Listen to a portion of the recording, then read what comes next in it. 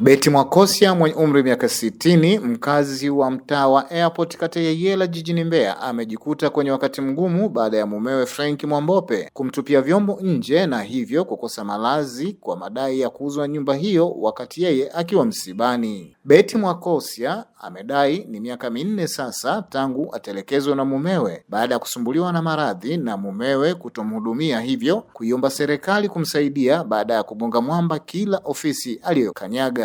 Jina naitwa Betty Fra Mwakosia. Ni kwa ajili mume wangu anasema nilikupeleka mahakamani, nimekuletea samasi, umekaidi, kwa hiyo ndio umeamua kutoa vyombo vyangu kutupa nje. Wamesema imemruhusu mahakama.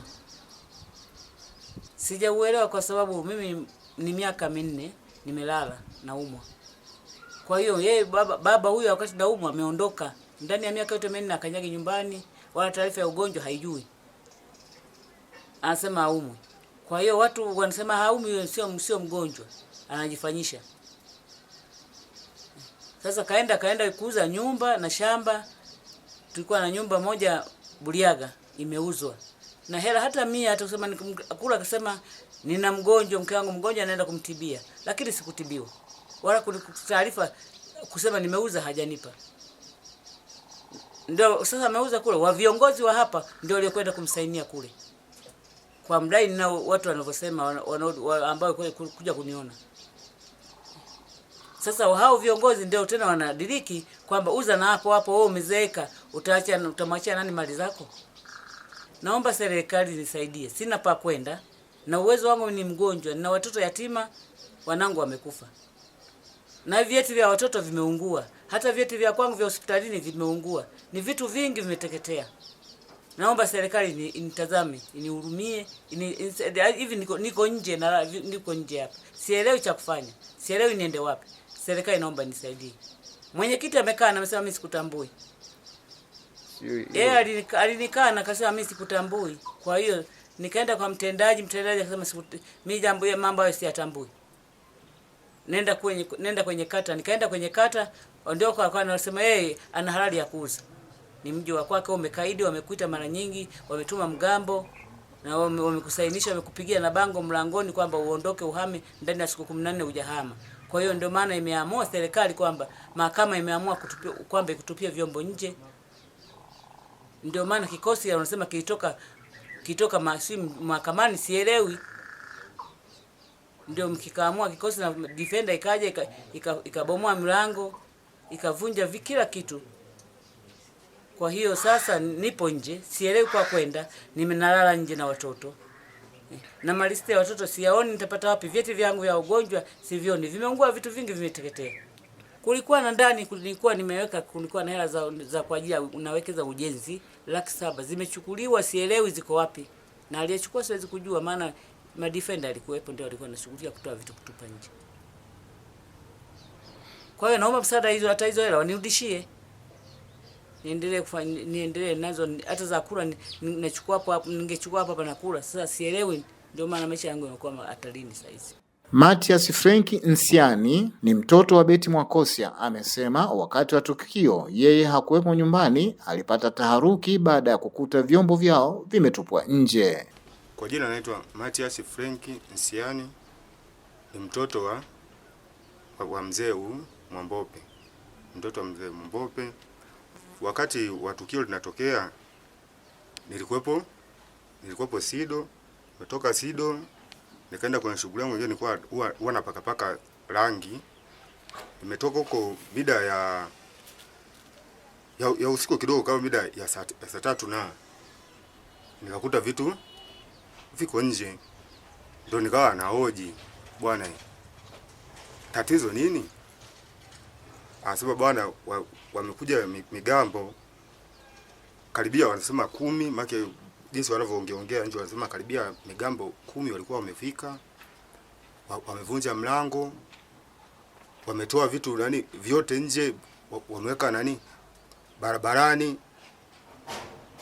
wamekuja na gari tena, walikuwa wanataka wabebe na hivi vyombo kwamba waondoke navyo. Sasa sio, walikuwa wanataka waende wakavitupe, walikuja na gari wakawa wamebakia. Baada ya mama kufika kumpigia simu, ndo kidogo kuanza na watu raia kidogo wa jirani ndio kusaidia, bwana wewe, hivi vyombo vishusheni, mbona huyu ndo mwenye kaya hapa yupo nyumbani muda mrefu, nyie mnasema amumtambui siji ame nani mahakama, hiyo sheria inatoka wapi?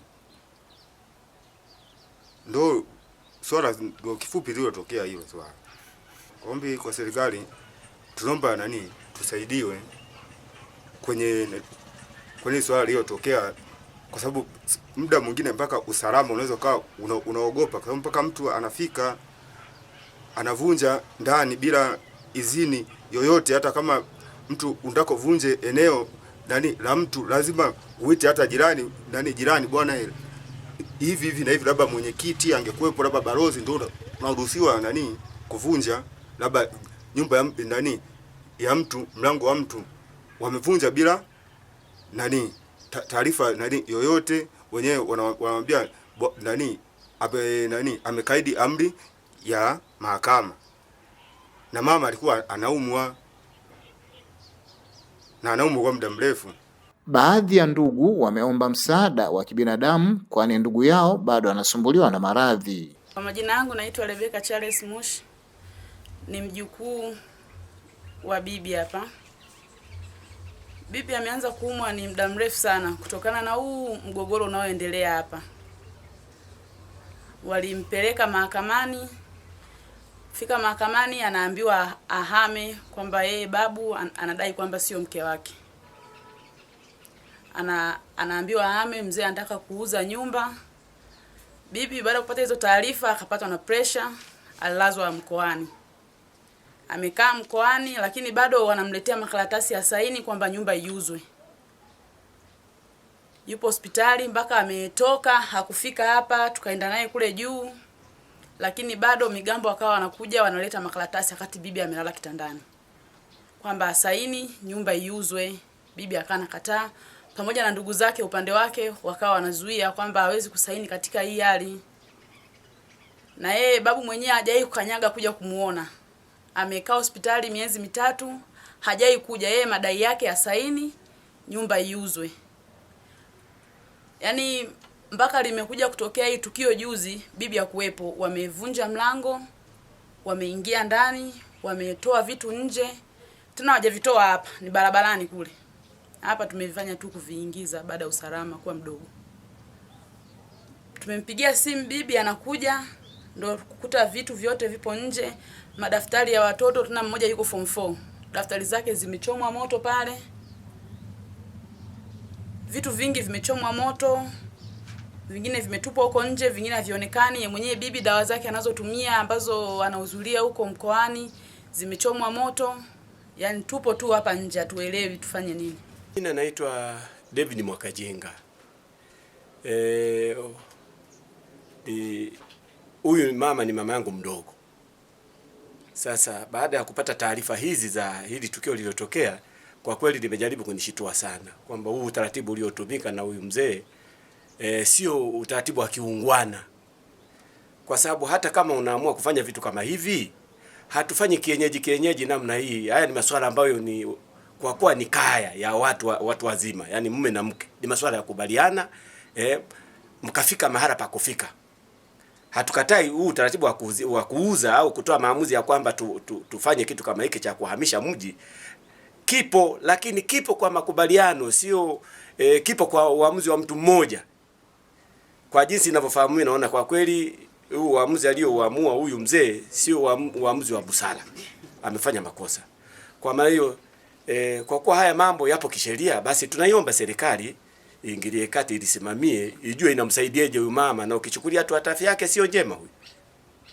Afya yake ni ya shida. Sasa kufanya vitu kama hivi wakati mtu yupo kwenye mazingira magumu ya kiafya, alafu namuongezea mambo kama haya, basi ni kumletea hatari zaidi, kumhatarisha katika afya yake ya kimaisha.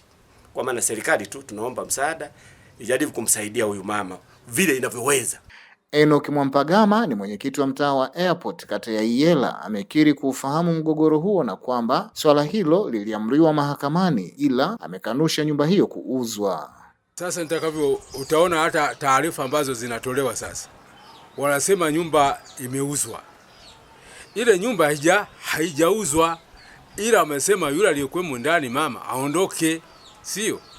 Sasa wananchi pale tayari wameleta neno la kusema nyumba ile imefanya nini, imeuzwa. Sasa kama ilikuwa imeuzwa, wapi wameandikiana na nani, advocate nani, mwanasheria gani alikuja pale alipokwenda kusimamia ile zoezi la kuuza nyumba? Mimi mwenyewe sijaenda kuangalia kama mtu aliyenunua hiyo nyumba, haipo. Lakini maneno yamezagaa kwamba hiyo nyumba imeuzwa, mwenyekiti anashiriki. Wataweza kaona wakaonyesha hata nani vielelezo vyovyote ambavyo nimetia sahihi kwamba na mimi pale, hata mtendaji wangu pale hausiki, wala hakuna mtu yeyote ambaye tumemwona. Lakini maneno yamezagaa kwamba amefanya nini, nyumba ile imeuzwa, isipokuwa wale wamemtoa ndani ya nyumba. Swala la kuuza kama swala la kuuza labda itakuwa siku za baadaye, hilo ndio sijui na mimi. Lakini kwamba pale nyumba imeuzwa na mtu namfahamu aliyeuza, hiki kitu bado hakipo. Hata mtu yote yule kusimamia nyumba kwa barabara ndio kwa advocate fulani ambaye amesimamia pale hayupo. Na hata advocate angelitafuta, maana kuna sehemu zingine ambazo mwenyekiti anakuepo pale, lazima tese advocate anakuja pale. Lakini kuna kuweko sehemu zingine mwenyekiti kuidhije ile mambo yamekuwa sawa. Hawezi naye akajaza hivi kienyeji, hapana, mpaka ananiona kwa mimi nakuwa hivi. Unaona, tunaona hata amekwenda kwa advocate kule, anakuja mwenyekiti, bwana, je, huyu ni halali hapa hivi na hivi na hivi. Na tatizo la kwangu mimi ndio maana kwa mara mimi anaona kama mimi siwai.